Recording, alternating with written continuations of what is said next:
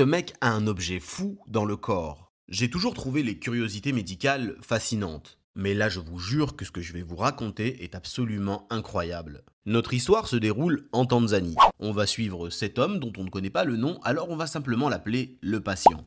Le patient a 44 ans, il est en pleine santé et tout va bien dans sa vie. Jusqu'au jour où il remarque qu'un liquide orange commence à s'écouler de sa zone thoracique. Au début, ça ressemble à du liquide infecté. Puisqu'il pense s'être fait une petite coupure, il désinfecte et continue sa vie. Mais au fil des jours, le liquide devient de plus en plus épais. Et franchement, odorant. Même carrément nauséabond. Le patient commence à tousser et à avoir de la fièvre. Les symptômes d'une infection sont là. Donc, il décide d'aller voir un médecin. En général, pour une infection traitée assez tôt, un petit coup d'antibiotique devrait faire l'affaire.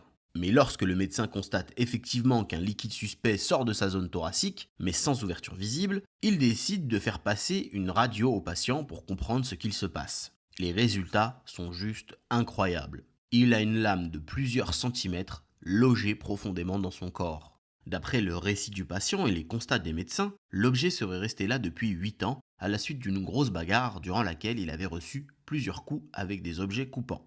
À l'époque, il avait fini à l'hôpital, mais on n'avait traité que ses blessures superficielles, sans avoir fait de radio, car il semblait aller très bien. Alors, comment a-t-il pu survivre toutes ces années? Eh bien, le point d'entrée de la lame était situé juste en dessous de son épaule droite. Aucun organe vital, ni grosse veine n'avait été touché. Son système immunitaire avait réussi à encapsuler la lame dans une sorte de poche protectrice de tissu fibreux. C'est cet isolement qui a permis au patient de vivre une vie tout à fait normale pendant 8 ans. Mais avec le temps, la lame a fini par perforer cette poche, ce qui a entraîné les complications qu'on a vues plus tôt. Heureusement, il a pu être opéré et on lui a retiré cet objet qui n'avait rien à faire ici. Une histoire médicale complètement folle.